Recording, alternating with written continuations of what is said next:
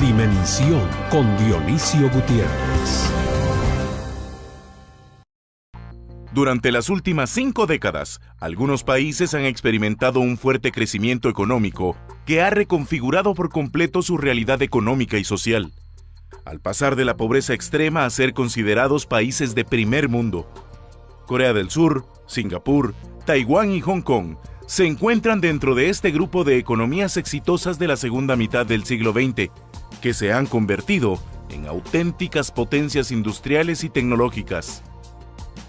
En el caso de China, ha experimentado un crecimiento per cápita de 8% de forma continua durante los últimos 30 años, lo que le ha permitido sacar de la pobreza a más de 600 millones de personas. Nunca antes en la historia de la humanidad se había sacado de la pobreza a tantas personas en un periodo de tiempo tan corto. Algunos otros países del este de Asia también han sido parte de estos milagros económicos, como Indonesia, Malasia y Tailandia, entre otros. En el caso de América Latina, la mayoría de países registraron un fuerte crecimiento económico durante la última década, lo que le brindó la oportunidad a millones de latinoamericanos de obtener un empleo formal y con ello mejorar sustancialmente sus niveles de vida. La pobreza en la región se redujo de 43.9% en el año 2002 a 28% en el año 2014. Por el contrario, la economía de Guatemala ha estado prácticamente estancada durante los últimos 30 años. El crecimiento neto ha sido de tan solo 1.2% en promedio desde 1986, lo que ha sido insuficiente para generar oportunidades de desarrollo para todos.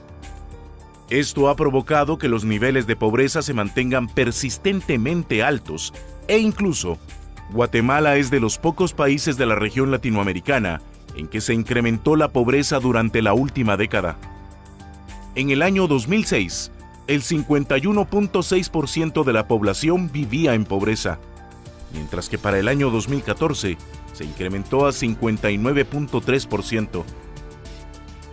Lo más dramático es que no existen indicios que esta situación vaya a cambiar en el corto o mediano plazo.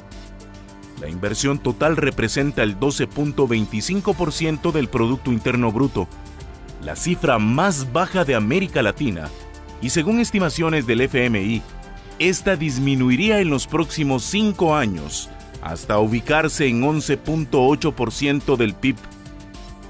Sin inversión, es imposible que la economía del país crezca lo suficiente para generar oportunidades para todos, por lo que es previsible que continuemos presenciando el éxodo masivo de guatemaltecos hacia los Estados Unidos, con todo el drama humano que ello implica. No podemos esperar más. Debemos discutir a profundidad cuáles son las causas de nuestro estancamiento económico y cuáles las estrategias que se pueden implementar para experimentar un crecimiento económico mayor al 8% de forma sostenida en las próximas 2 décadas. Solo así podremos aspirar a dejar atrás el subdesarrollo y convertirnos en un país con altos niveles de vida para todos sus ciudadanos.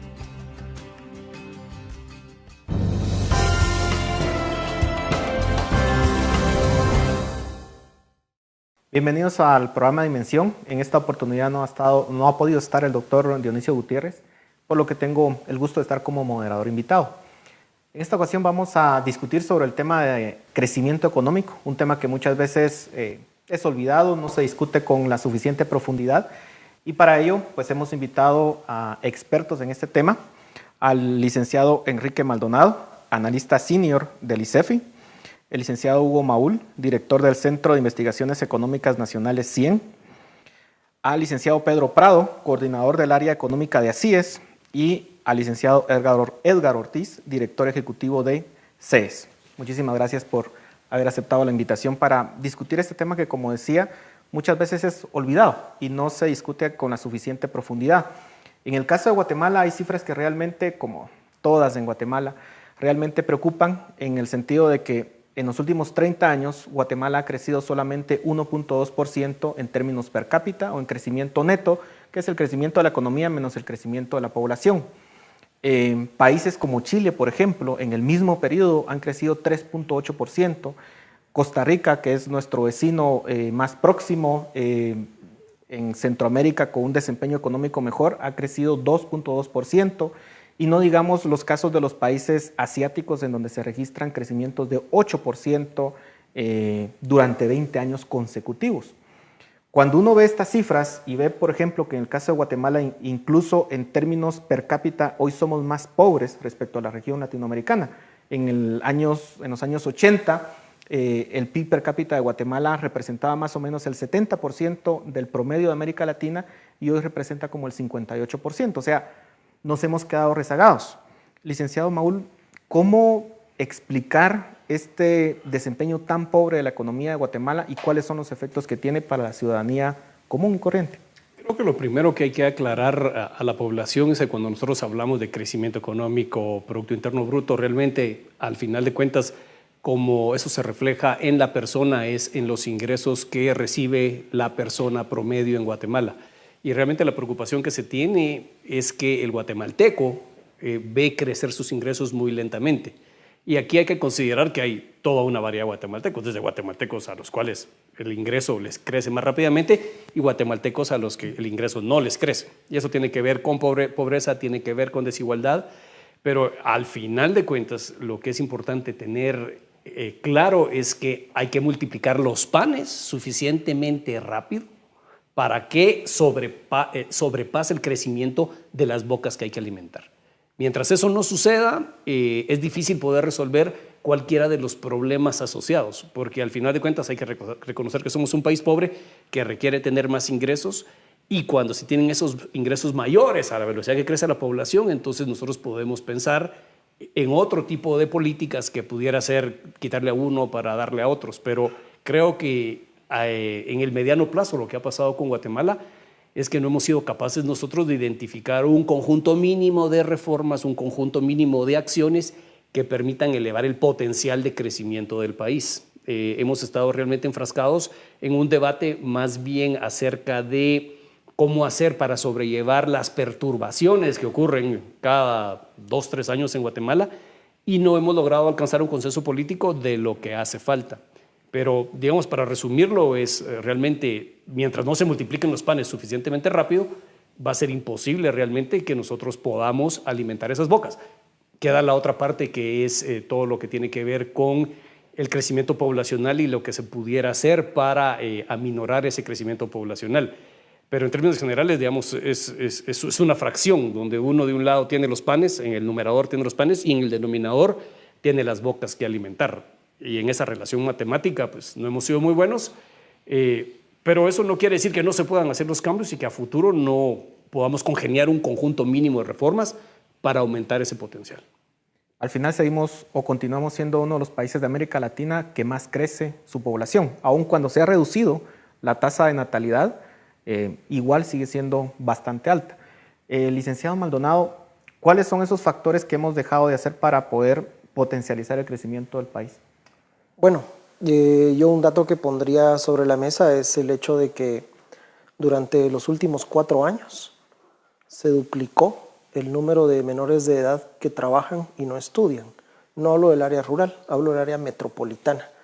En el área rural esa cifra se triplicó. El número de menores no acompañados, migrantes, que han sido encontrados en la frontera entre Estados Unidos y México, que son guatemaltecos, esa cifra creció de 2,000 en 2009 hasta 18,000 en 2014. Para responder a la pregunta, ¿qué es lo que hemos dejado de hacer? Hemos dejado de invertir en la niñez, adolescencia y juventud de nuestro país. Y el bono demográfico puede convertirse en una trampa de pobreza. Somos la economía más grande de Centroamérica, pero la economía que menos invierte en la niñez y adolescencia del país. Y respecto de las cifras que comentaban antes, también es válido poner un ejemplo muy emblemático en términos de niñez y adolescencia y crecimiento económico.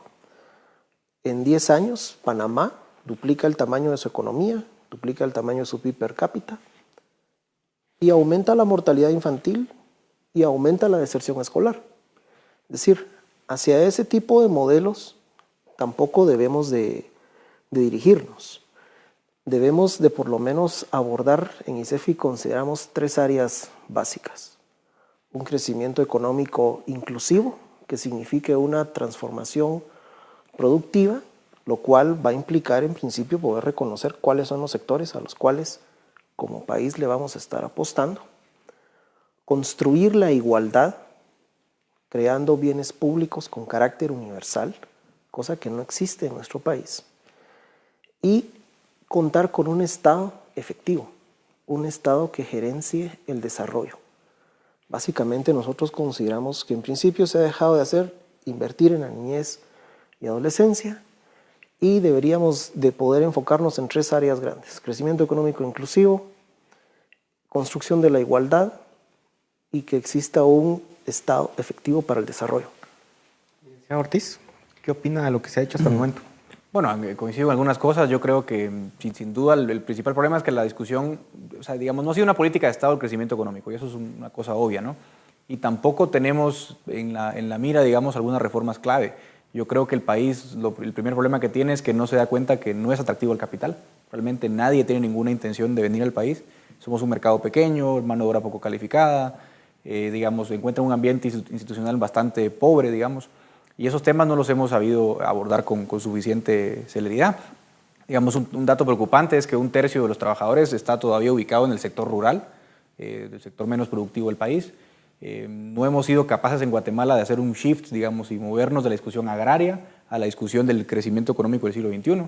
No estamos atrayendo industria, digamos, tenemos un potencial ahí bastante claro para atraer industria, por lo menos de manufactura ligera, no lo atraemos. El país sobrevive básicamente con exenciones fiscales, que no es la mejor idea. Eso te dice básicamente que el esquema tributario del país no es tampoco muy atractivo para el capital. Entonces, esos grandes temas no los traemos a discusión, ¿no? Creo yo que todavía estamos muy lejos de pasar a ese punto. Yo creo que aun y cuando los hallazgos de corrupción del año pasado y este año son muy importantes, digamos, no estamos teniendo la otra parte de la discusión, que es cuáles son aquellos errores de diseño institucional que han permitido la captura del Estado, que han permitido, digamos, que el sistema de justicia no funcione. La principal razón por la cual el inversionista extranjero no viene es por la falta de certeza jurídica, por la violencia, por la inseguridad. Y mientras no hagamos reformas claves, digamos, en el sector institucional, pues tampoco tenemos ninguna esperanza. Yo creo que la asignatura pendiente número 1 es generar un poco más de estabilidad institucional para que la inversión pueda venir, o que incluso la inversión de los guatemaltecos se quede en el país y no migre a otras plazas donde encuentre mayor seguridad y mayor rentabilidad. Bueno, y de hecho en los últimos años se ha reducido la inversión extranjera directa y también la inversión como proporción del PIB. O sea, estamos invirtiendo menos, no solamente en educación, pero en la inversión de nuevas empresas o en la generación de nuevas empresas, al parecer, también se ha disminuido, lo cual también tiene que ver con la inversión pública, que también ha disminuido. Entonces, la perspectiva de crecimiento en el mediano plazo bajo ese esquema es sumamente sombría, digamos. Vamos a discutir ese tema de la reducción en la inversión en el siguiente segmento. Continuamos en Dimensión.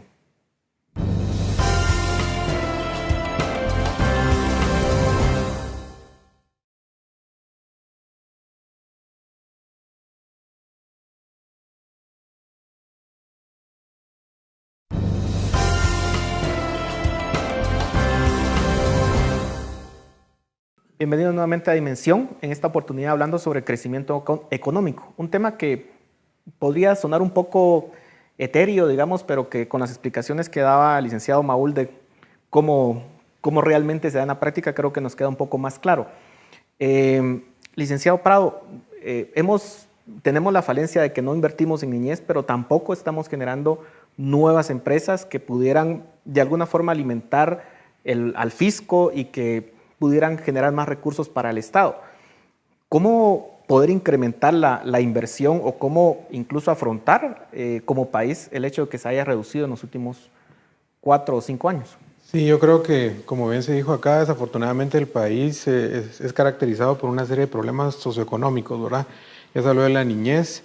Yo creo que el problema también que aún persiste es el de la desnutrición crónica, que afecta a los niños y niñas menores de 5 años, y desde ahí empieza, digamos, es decir, cómo podemos pensar en mejorar la calidad educativa para tener en el futuro una mano de obra mejor calificada. Sí, estamos hablando que más del 46% de niñas y niñas del país menores de 5 años padecen esa condición, que limita el desarrollo físico y cognitivo en el resto de su vida.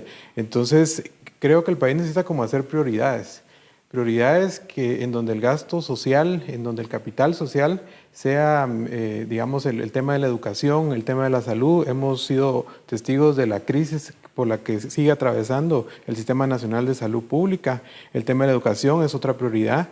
Y a la par también construir ese entorno favorable para la creación de más empresas que provoquen crecimiento económico, invitar inversiones extranjeras, pero tenemos que ordenar la casa al principio, ¿verdad? Tenemos que hacer esas prioridades para saber en dónde y en qué momento hay que hacer esas fuertes inversiones. Veamos el tema de la infraestructura productiva. Se necesita urgentemente rescatar la infraestructura productiva del país. No podemos motivar la inversión nacional y extranjera si no se hacen inversiones importantes en la infraestructura productiva. Hablamos de carreteras, de puentes, de aeropuertos, y eso a la par de mejorar las condiciones sociales de la mayoría de la población. Se han aplicado programas sociales en gobiernos anteriores, pero en diciembre del año pasado, a través de la encuesta de condiciones de vida, pues nos dimos cuenta de qué sirvieron la aplicación de los programas sociales, y la pobreza afecta a más del 59% de la población. Entonces, tenemos que ordenar esas estrategias desde la política pública. Ahora, ¿qué va primero? Porque, digamos, claro, hablamos de inversión social, de condiciones o indicadores sociales, pero si uno ve, por ejemplo, ciertas correlaciones entre variables, si uno ve, por ejemplo, cuáles son los países que tienen mayor o mejores índices sociales, son países que tienen un PIB per cápita por lo menos de $20,000 en adelante. Guatemala tiene un PIB per cápita que apenas está rozando los 4,000, anda por 3,800 más o menos. Podemos mejorar sustancialmente las condiciones sociales de la ciudadanía con un PIB per cápita tan bajo. Tenemos que esperar a que, digamos, la escolaridad alcance al 100% y mejoren todos estos indicadores sociales como una condición previa al crecimiento, o más bien esto es un resultado del crecimiento económico. Licenciado. Me parece que es algo que tiene que ir de la mano. Si pensamos que es el huevo o la gallina, vamos a seguir 40 años más discutiendo esto. Creo que hay que avanzar en todos los lugares que hay que avanzar. La política social, el gasto social es importantísimo. Por supuesto, hay que invertir en capacitación, tecnificación, educación de la mano de obra, pero a la vez también hay que hacer todo lo demás. El otro día fui al Mercado Central a uno de los comedores a comer y me atendió una señorita. A los 3 o 4 días fui a una conocida panadería, cafetería que hay por toda la ciudad, y básicamente una señorita me atendió y hizo el mismo trabajo.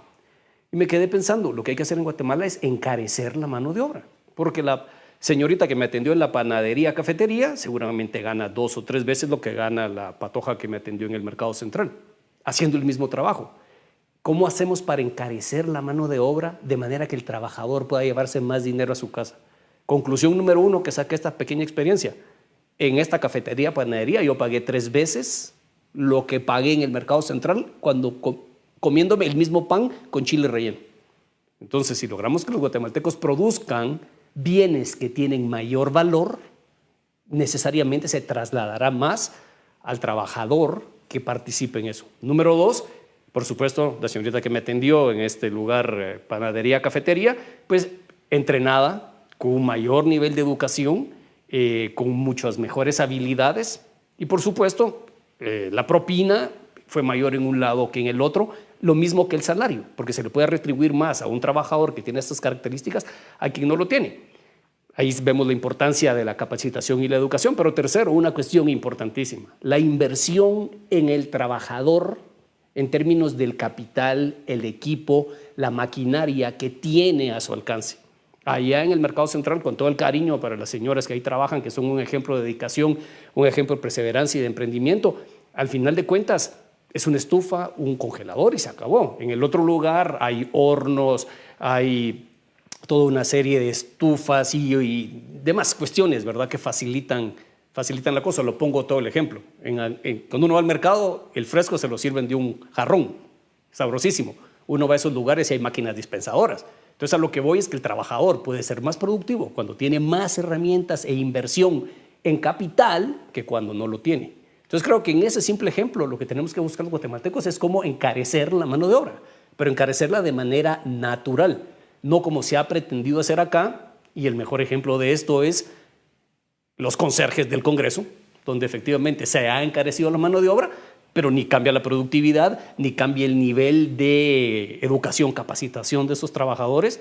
Entonces, creo que tomando este pequeño ejemplo, vemos cómo hay lugar para gastar mejor en formar a la persona, cómo hay lugar para que la inversión juegue un papel y también cómo hay un lugar para buscar oportunidades en otros sectores que hoy no existen. Lo que no podemos quedarnos nosotros como guatemaltecos es seguir pensando que con el modelo actual de gestión pública que tenemos vamos a poder cambiar la realidad que vemos en términos de los indicadores sociales. Al final de cuentas, la gran diferencia en términos de los gastos de educación, y lo mirábamos algunos de nosotros hace unas semanas en una presentación del Banco Mundial, no es en cuánto se gasta en gasto social, en capital humano, particularmente en educación. La diferencia entre países pobres y no pobres, sino es la diferencia en los resultados de esa educación. Ahí creo que está el reto. Y tenemos que decirlo claramente, con el modelo actual difícilmente vamos a lograr algo. Y defendiendo los intereses del sindicalismo público que está alrededor de eso, difícilmente vamos a lograr algo. Ahora, ¿cómo países como Chile o países como Uruguay o países como Costa Rica, que son los líderes en América Latina, han logrado hacer toda esta mezcla de factores y han de alguna forma logrado ser países en donde sus ciudadanos viven muchísimo mejor que en Guatemala? Porque al final esto parece un rompecabezas. ¿Cómo lograr colocar todas las piezas en su lugar y que realmente brinde los resultados para los ciudadanos? ¿Quién se anima a responder? Yo pondría, reforzando el ejemplo de Costa Rica, cuando ellos hicieron la reforma en el sector salud, fue cerca de 1960. No eran un país de renta media alta como lo son ahora, eran un país pobre. Pero eso lo lograron con una decisión política, poder mejorar el primer nivel de atención en salud. Y eso es en parte lo que acá se necesita, con los indicadores que mencionaba Hugo, por ejemplo, poder capacitar a los trabajadores. Tenemos 1 millón de adolescentes sin acceso al sistema educativo. La Dirección General de Educación Extraescolar apenas logra atender a 78,000 de ellos. Es cierto que con el modelo actual eso no se va a poder conseguir, y yo llamaría acá la conversación a un aspecto importante, la suficiencia del gasto fiscal. No podemos esperar que con un árbol bonsái, que es nuestro Estado, nos vaya a dar la sombra de una caoba. Los bienes públicos no son gratuitos, los bienes públicos hay que pagarlos. Y eso lo que significa es poder reforzar lo que ha estado sucediendo durante los últimos meses, fortalecer el papel de la administración tributaria en el país. Los niveles de evasión del IVA y del ISR en su conjunto suman 20,000 millones de quetzales. La corrupción en ICEFI estimamos que nos cuesta cerca de 4,200 millones de quetzales solo en aquellos rubros que se pueden llegar a identificar como que son susceptibles a la corrupción. Allí hay un espacio importante de mejora para poder realizar inversiones no únicamente en capital humano, sino también en infraestructura productiva. Porque hay dos variables básicas que pueden hacer crecer el PIB potencial de un país: la inversión en infraestructura económica y la inversión en educación. Licenciado Maldonado decía que tenemos un árbol bonsái como gobierno. ¿Qué opina?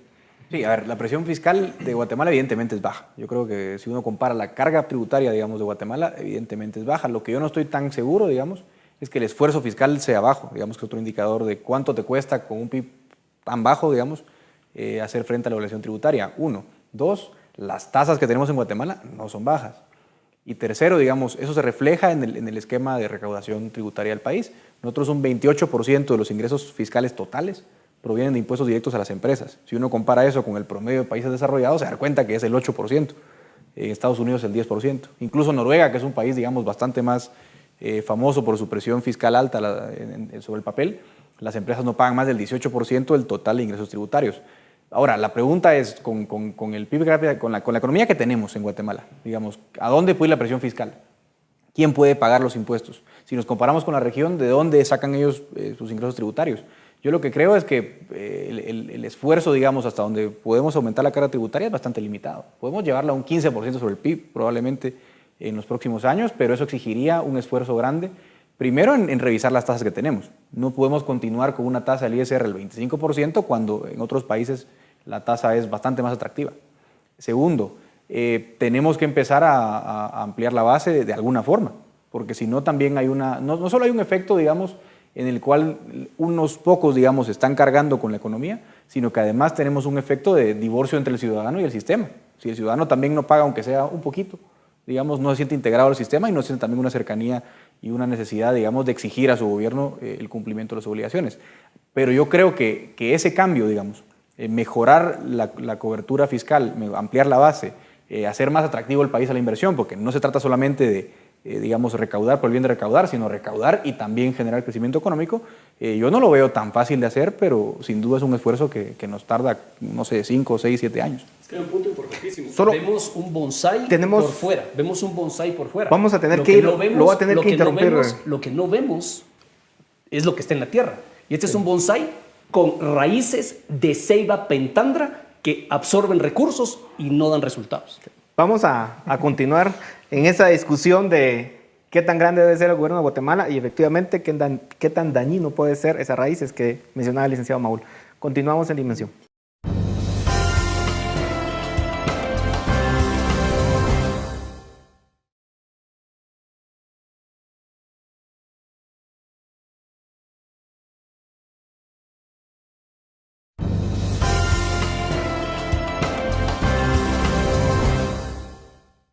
Continuamos en Dimensión hablando sobre el tema de crecimiento económico. En el segmento anterior se hablaba sobre, tenemos un gobierno estilo bonsái, el licenciado Maúl decía, es cierto, pero con raíces sumamente dañinas. Licenciado, lo interrumpí. No, simplemente que como toda metáfora tiene sus limitaciones, pues está bien. Es un arbolito pequeño, pero eso no quiere decir que sus raíces no sean profundas y que esas raíces no absorban recursos. La pregunta es, con 79,000 millones, que es lo que es el presupuesto proyectado, ¿será que no podemos hacer mejores cosas? Esa es toda la pregunta. Si no se puede, bueno, está bien, entonces hay que llegar a 790,000 millones. Pero yo tengo mis serias dudas que con 79,000 no se puedan hacer mejores cosas. Y una vez haciendo eficiente ese gasto, entonces hablar de poder gastar más. E incluso, si queremos gastar más antes de hacer eficiente, debiera ser en mecanismos novedosos que tengan una forma comprobada de dar resultados. Lo que no podemos seguir en Guatemala es pretendiendo creer que porque se le pone el sello de Quetzal enfrente a una magnitud, eso se transforma en satisfactores a la población. Hoy lo vemos con el caso de salud. Se gasta en salud, pero no hay medicinas, no se le paga a los médicos. Entonces creo que es un reto de enfocarnos en cómo hacer las cosas diferente. Creería que quizás no habría que esperar a hacer eficiente todo el gasto para gastar en otros rubros, pero creo que hay que hacerlo bajo otros mecanismos. Con la lógica actual, el bonsái puede después convertirse en un árbol con raíces de secuoya y sin seguir dando resultados. Comparto lo que dice Hugo. Yo creo que lo que hay que hacer es priorizar de una mejor forma el gasto público. Es decir, siempre nosotros como analistas hemos dicho que hay que detener ese compromiso del gasto si no se tiene una certeza por el lado de los ingresos. Pero en todos los temas de la vida nacional vemos que surgen iniciativas de ley que crean más institucionalidad y le cargan al presupuesto de egresos, en este caso, más recursos sin tener la certeza por el lado de los ingresos. Entonces, recursos hay, es cierto, son escasos, pero si se gastaran de una mejor forma, si la focalización de las políticas públicas fuera de una mejor forma, se obtendrían mucho mejores resultados. Yo creo que un tema que es importante para motivar el crecimiento económico es el desarrollo rural también. Se necesitan más inversiones en esa área del país, en donde, como dijimos, está caracterizada por la pobreza, por empleos agrícolas poco capacitados. El país necesita la creación de pequeñas y medianas empresas que tengan capacidad de insertarse de una mejor forma a la economía internacional y formar parte de esas cadenas globales de valor que rodean al mundo, ¿verdad? Es decir, nos estamos alejando mucho de lo que está pasando actualmente en términos económicos. Sí, gracias, para poder seguir aportando sobre la analogía. Es cierto que ese árbol puede tener unas raíces muy, muy dañinas. Y una de ellas, nosotros consideramos que son las rigideces que tiene el presupuesto. ¿Cuáles son las rigideces que tiene el presupuesto? y lo conversábamos anteriormente, por ejemplo, la asignación constitucional al deporte. Gastamos en deporte, ¿y qué resultados hay? O sea, esa creo que es el 2% según la Constitución. Esa cifra fácilmente podría ser dirigida hacia otro tipo de inversiones, seguridad alimentaria, primer nivel de atención en salud, infraestructura productiva, etc. Entonces es cierto, las raíces de ese árbol, esas raíces malas hay que cortarlas. Y de igual manera pondría el tema de consejos de desarrollo, poder evaluar el tema del IVAPAS, la asignación constitucional a la Universidad de San Carlos, que debería ser un subsidio a los alumnos, no un subsidio a la oferta. Porque adicional, la Universidad de San Carlos tiene un amparo de la Corte de Constitucionalidad para no usar el SICOIN. Es la única entidad del Estado que no usa el sistema de contabilidad del Estado. Entonces, nosotros no creemos que sea más importante la autonomía que la transparencia. Entonces, ese es por el lado de las raíces. Sin embargo, también hay que reconocer las limitaciones. Y lo voy a poner muy fácil. Costa Rica tiene 3 veces menos habitantes que Guatemala, 5 millones. Pero el presupuesto nuestro son 9 mil millones de quetzales. El de ellos es de 27 mil millones de quetzales. No podemos pretender que si ellos tienen 3 veces menos población y 3 veces más presupuesto, nosotros con 3 veces más población y 3 veces menos presupuesto vayamos a alcanzar más resultados. Entonces el tema es gasto suficiente, en primer lugar. Segundo lugar, gasto efectivo. Poder identificar aquellos programas que efectivamente produzcan impactos positivos en la población. Tercero, gasto efectivo y eficiente, que se pueda evaluar las políticas públicas para que haya un aprendizaje continuo dentro de la gestión pública de qué es lo que está funcionando y qué es lo que no está funcionando. Pero actualmente en Guatemala no se evalúan las políticas públicas y eso es responsabilidad de la Secretaría General de Planificación de la Presidencia. Bueno, pero digamos, en esta discusión uno ve, por ejemplo, efectivamente en los dos espectros, digamos, ideológicos, puntos a favor en cada uno de ellos, digamos, pero uno ve vacíos del Estado en el interior, o sea, ve básicamente que hay pueblos en donde el Estado no está. No hay un ministerio público, no hay un juzgado, no hay muchas veces ni siquiera una representación, una escuela, por ejemplo, o un digamos, centro de salud. Mucho tiene que ver también porque somos un país todavía en donde tenemos alta tasa de ruralidad. La población en general está dispersa en pequeñas comunidades y cuesta, digamos, que el Estado pueda llegar a cada una de ellas. Pero esa ausencia del Estado tiene que ver con el hecho de que tengamos una carga tributaria relativamente baja respecto a otros países del mundo. Yo creo que hay que entender algo, por ejemplo, que el Estado que la presión fiscal sea baja, no quiere decir que el Estado, primero, no estorbe y segundo, no esté donde no tenga que estar y falte donde debería estar, ¿no? Un ejemplo claro es si uno ve el empleo público. En el 2002, el Estado generaba el 12% de los empleos formales. Hoy genera el 28% de los empleos formales. Te dice mucho, ¿no? Te dice que, por ejemplo, el Estado en ese sentido está creciendo. ¿Qué genera ese crecimiento de la administración pública? Pues, ¿genera valor? No. Entonces, el Estado, en primer lugar, crece o no tiene que crecer. Segundo, sí estorba, digamos, en algunos temas. O sea, aunque sea pequeño, estorba muchísimo. Todavía tenemos indicadores de facilidad para hacer negocios bastante negativos, digamos. Muchos permisos que generan corrupción, digamos, para operar en cualquier negocio te pone muchas barreras. Y, digamos, en temas clave en los que supuestamente el Estado debería ayudar, no está. Digamos, te pondría 2 ejemplos claros. Primero, la cobertura básica, digamos, de justicia en el país. El Ministerio Público tiene presencia en el 22% del territorio. Si vamos a la defensa pública penal, nos echamos a llorar porque ni siquiera en el 5%. Es prácticamente imposible para el Estado de Guatemala generar su función principal, que es la seguridad, porque por lo menos para llevar a un criminal a la cárcel tiene que intervenir la policía, la defensa pública penal, el Ministerio Público y el OJ. Los 4 no están presentes en el país, con lo cual es prácticamente imposible llevarlos a un juicio. Y donde está el Estado, digamos, en el departamento de Guatemala, Quetzaltenango, aún así los recursos son digamos, escasos, ¿no? Entonces, por eso digo, si uno quiere ver al Estado como un problema, tiene que darse cuenta que los recursos están completamente mal focalizados en muchos aspectos y donde deberían estar no están presentes. Y ahí está donde está el reto, digamos, cómo rediseñar el Estado en ese sentido, cómo, digamos, recortar algunas dependencias públicas que sencillamente no tienen ningún sentido. Quizás tenemos multiplicidad de organizaciones, pero muy pocas funciones que llegamos a abarcar. Y yo creo que en eso podemos estar de acuerdo varios, ¿no? ¿Cómo podríamos, yo estoy seguro, y casi te lo podría apostar, que podríamos reducir a la mitad de ministerios el Ejecutivo y tener una muchísima mejor cobertura en el Estado sin necesidad, digamos, de incrementar gasto? Al contrario, podrías eficientar el gasto, tener mejor presencia, digamos, y una menor cantidad de burócratas que, como digo, vienen creciendo año con año.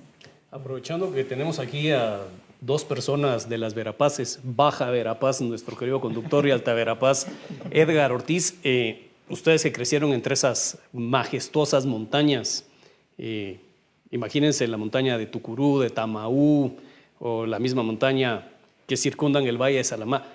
Llevar servicios públicos y atender a la población dispersa en ese tipo de lugares es verdaderamente costoso y realmente un reto tecnológico, realista, imposible de lograr. Poblaciones muy dispersas, donde las vías de comunicación son difíciles, salvo el celular por la vía electrónica, sumamente complicado. Un famoso intelectual norteamericano escribió un libro que se llama Viendo como un Estado, Seeing Like a State, James C. Scott, y él dice que históricamente los estados han fracasado más allá de 500 metros sobre el nivel del mar. El Estado Nacional se ha logrado consolidar en las grandes planicies y en montañas que no llegan más de 500 metros sobre el nivel del mar. De ahí en adelante, los estados han fracasado en siglos de historia. Eso creo que deberá ser una lección para entender de los guatemaltecos. Hay cierto desarrollo rural que hacer, pero también tenemos que pensar nosotros en desarrollar nuevos centros productivos que no sean la ciudad de Guatemala, por favor.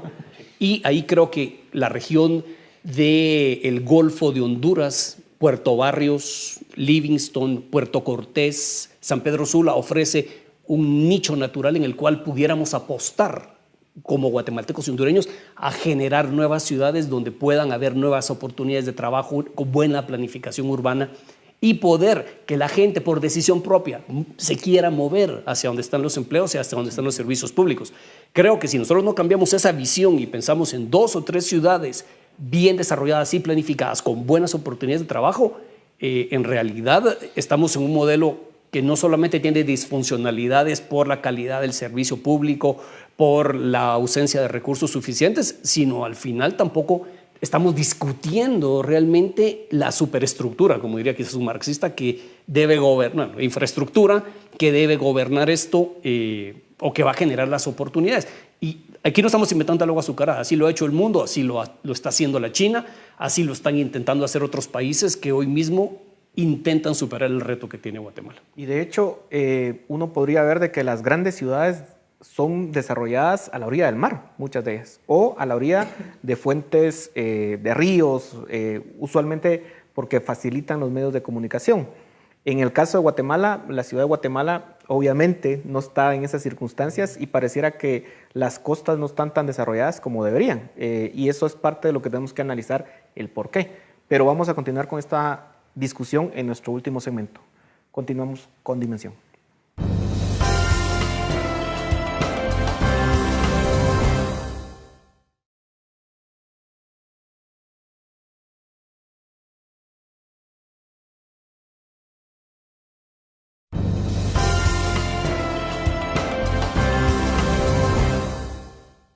Continuamos en Dimensión y entramos a nuestro último segmento. En la discusión anterior, el licenciado Maúl introducía un tema que es el hecho de los centros urbanos. ¿Cómo poder realmente construir centros urbanos en Guatemala? Digamos, sobre todo porque es un tema que ha venido discutiéndose con alguna periodicidad en el pasado, pero nunca se ha concretado nada. Algunos la critican porque creen que es una cuestión de planificación central y por eso se oponen. Otros porque opinan que lo que hay que hacer es reforzar nuestra identidad rural, léase agricultura, porque se cree que hay una fuerte identidad con ello. ¿Cómo romper con esos esquemas que a veces de un extremo ideológico o del otro impiden que podamos desarrollar un tema como es la urbanización del país, que es el tema en todos los países desarrollados? Yo creería en la línea que decía Hugo, que es necesario el ordenamiento territorial y planificar ese desarrollo de acuerdo a esas características geográficas del territorio nacional.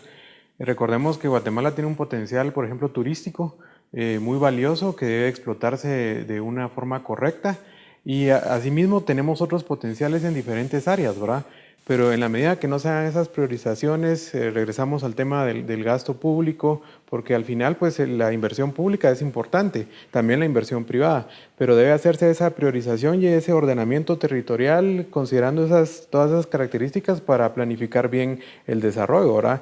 El desarrollo rural pues obviamente debe considerar los temas de la mejor ubicación, si se van a invertir en empresas grandes, en dónde se van a ubicar, etcétera, ¿verdad? Pero todo eso tiene que estar acompañado de una planificación de servicios sociales, es decir, que puedan complementar esas inversiones futuras que puedan realizarse y, como decía, para que se puedan generar más empresas, sobre todo pequeñas y medianas empresas que generen más trabajo y que ojalá podernos conectar de una mejor forma con la economía internacional.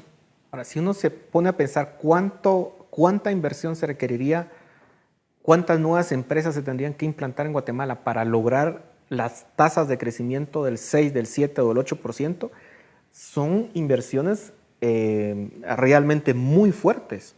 Tendríamos que estar hablando que Guatemala se tendría que convertir en un centro de atracción de inversiones de América Latina, de América Central, para que esto realmente comience a funcionar. ¿Cómo se logra siendo un país tan pequeño, con una fama, pues no la mejor, digamos, en términos globales, con países que tienen mejores infraestructuras que nosotros? ¿Cómo competir con esos recursos? Porque además hay que decirlo, en el caso de Guatemala la tasa de ahorro es sumamente baja. Lo que nosotros podemos generar de ahorro para inversión es bajo. Lo que nos queda son inversiones extranjeras. ¿Cómo atraerlas? Pero yo creo que hay que, digamos, en ese sentido sí hay que pensar fuera de la caja. Ya Enrique nos decía que por qué no repensamos el sistema de los consejos de desarrollo del IVAPAS. En 35 años no sé cuánto dinero ha pasado por ahí. Lo que habría que buscar es cómo utilizar ese dinero de acuerdo a una planificación bien hecha, con un objetivo bien claro. Estoy seguro que casi cualquier cosa que hiciéramos hubiera dado más resultados que tirar esos ríos de dinero a unos esquemas que creo que siendo benévolo no sabemos qué resultados han dado. Entonces creo que solo ese redireccionamiento con una buena planificación de esos recursos alcanzaría, creo, de sobra para poder desarrollar adecuadamente, qué sé yo, Malacatán, si esa fuera la decisión, y claro, también abriéndose a la inversión extranjera, pero tal vez la lección que queda aquí o lo que me lleva este programa es que hay muchos mejores usos para recursos que ya existen. Y eso es quizás el lujo que no nos podemos dar los guatemaltecos siendo un país pobre. Los pocos recursos que ya tenemos, no usarlos bien. Y sobre todo no usarlos bien de cara al reto de multiplicar los panes, como yo digo. Al final de cuentas, me parece que cualquier cosa que hagamos es más fácil en la abundancia que en la precariedad. Y ahí creo que al final de cuentas hay distintas políticas que pudieran encajar para ir logrando mínimamente las cuestiones. Pero también hay que tener claro, los demás países están tomando decisiones, están avanzando. Si Guatemala no lo hace, creo que al final también tenemos derecho a renunciar al desarrollo. Es que no todos los países están destinados a ser países desarrollados y países con bienestar. Puede ser que Guatemala sea un país que tal vez estamos en Centroamérica, pero deberíamos estar en el centro de África. Tal vez solo me gustaría agregar que para motivar proyectos de inversión hay que ofrecer reglas claras, ¿verdad? Y atrás de las reglas claras deben haber consensos. Temas como hidroeléctricas, como minería, son posibles, pero son posibles en un ordenamiento jurídico claro, en donde se tome en consideración la opinión de los pueblos aledaños a los proyectos en el interior del país, porque al final esto va a provocar riqueza y que en teoría debiera redistribuirse, ¿verdad? Para solventar problemas como el de la pobreza o la inequidad, del cual ya habíamos hablado. Sí, yo también creo que el tema de infraestructura es muy importante. Digamos, las vías de comunicación del país son deficientes. Si uno analiza el coste, digamos, de movilizar mercadería por kilómetro, estamos fatal. Y yo tampoco descartaría por ahí, si incluso el Estado no tiene capacidad inmediata de financiación, buscar esquemas de concesión, obviamente transparentes, claros y bien hechos, ¿no? Porque tampoco se trata de malversar como ha sido la práctica en los últimos años, ¿no? Pero ¿por qué no descartar eso? Los puertos, por ejemplo, de Guatemala tienen muy poca capacidad. Una empresa que quiere exportar o importar tiene muchísimos problemas porque la capacidad de los puertos es realmente deplorable, sin hablar de la vía de acceso a los puertos. Entonces, si no invertimos en lo básico, por lo menos, digamos que sería conectar los 4 o 5 centros urbanos que creamos importantes conectar, tenemos un problema muy grande. Y lo otro quizás, que es un sueño tal vez más lejano, pero yo creo que Guatemala también tiene que empezar a pensar en forma global y darse cuenta que somos un mercado muy pequeño. Sin una integración regional, por ejemplo, de algún tipo, o algún acuerdo comercial más abierto, más allá de un simple TLC, no ofrecemos nada nuevo. Quizás con México se podría ir pensando en algún tipo de trato, de acuerdo. Se ha hablado de la unión aduanera con Honduras, aunque lo veo todavía muy lejos y muy tibio. Son pasos que hay que dar. Si no ofreces una ampliación de mercado, también el inversionista de afuera no ve ningún atractivo. Por un mercado de 15 millones de personas de bajo ingreso no es atractivo venir al país. Entonces yo creo que van muy de la mano. Infraestructura y sí, abrirnos un poco más al mercado global. Si no se puede hacer tan pronto, yo creo que el proxy, digamos, de desarrollo lo ha marcado el Perú. El Perú tal vez por los temas geopolíticos en Sudamérica no es tan fácil integrarse, pero por lo menos el Perú ha firmado cuanto tratado de libre comercio ha podido y los resultados han sido bastante buenos en los últimos 20 años, ¿no? La pobreza cayó del 45% en el año 2002 al 21% hace un par de años. Ya quisiera Guatemala estar en esas, ¿no? Claro, gran parte de la inversión ahí ha sido en minería, ¿verdad? Claro, por supuesto. Que aquí pareciera que Por eso no lo hemos aceptado. Hay que llegar a esos consensos porque no podemos negarnos a ese tipo de inversiones. Hay que hacerlas en un marco legal donde se respete la ley y donde haya consensos, digamos, con las comunidades, porque al final debe ser beneficio para el país. Para todo esto pasa por la cuestión institucional. En el contexto que vive el país, ¿cuáles son las perspectivas que puede tener Guatemala respecto al crecimiento económico a largo plazo? Con todo, digamos, lo que está pasando en el último año en el país. Bueno, si no se cuenta con una administración tributaria fortalecida que pueda proveerle suficientes ingresos al Estado, pues el PIB potencial, expresado en términos de la inversión en educación o en infraestructura económica, son muy limitadas sus posibilidades de crecimiento. De lo que se ha conversado, yo aquí retomaría un papel muy importante. Hemos estado hablando mucho del gasto público, pero tenemos que hablar también de cómo se formula ese gasto público. Yo aquí le hablaría muy concretamente del papel de Segeplan. Hasta antes del CATUM 2032 éramos el único país de Centroamérica que no tenía plan de desarrollo. Y cuando entonces si no sabes a dónde vas, pues cualquier camino es bueno, ¿no? Entonces venía cada 4 años cualquier gobierno no a hacer políticas, a hacer las ocurrencias que se le daban a cualquier funcionario en su oficina. Entonces el papel de la Secretaría de Planificación tiene que ser preponderante en el sentido de identificar cuáles son los sectores a los cuales se les va a apostar, dónde van a estar esas áreas de desarrollo para el país, cosas que no resuelve el plan de desarrollo actual. Ni siquiera identifica cuánto cuesta ese país del futuro, menos cómo se va a financiar ese país del futuro. Y uno entendería que el presupuesto de la nación de cada año debería de ser un escalón en poder ir alcanzando ese plan de desarrollo del 2032. Pero lo que hemos visto es que la tasa de matriculación va para abajo. Los sistemas de inmunización prácticamente ni existen. Pero vuelvo nuevamente al tema.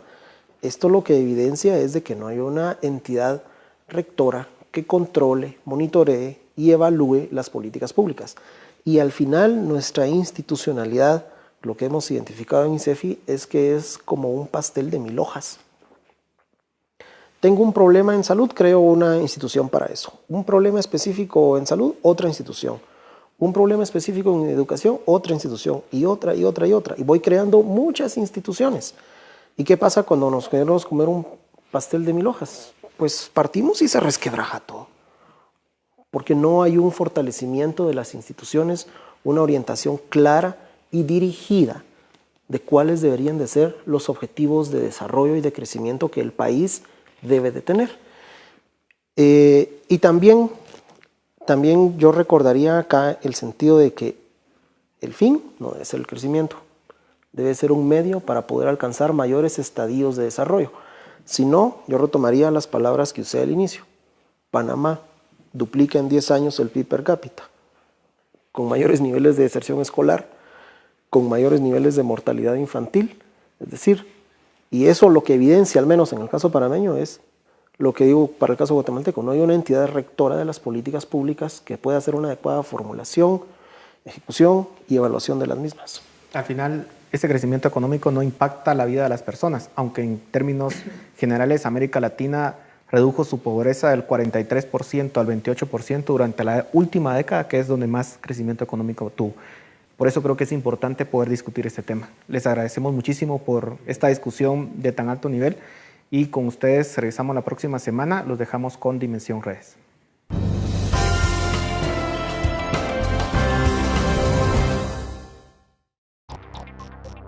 Preguntamos a nuestros amigos en las redes sociales, ¿qué necesita Guatemala para atraer a más empresas? En Facebook, Marta Illescas comentó: bajar aranceles, crear zonas francas en los municipios más pobres, seguridad. Edward Sente agregó: se debe recuperar la confianza de la población y de los inversionistas, y que desde un vendedor de mercado hasta una gran empresa debe pagar su impuesto para acelerar el crecimiento económico y crear una cultura de ética en los negocios. En Twitter, Antonio Posadas también compartió su opinión. A. Transparencia. B. Incentivos fiscales. C. Estabilidad política fiscal. D. Mano de obra calificada.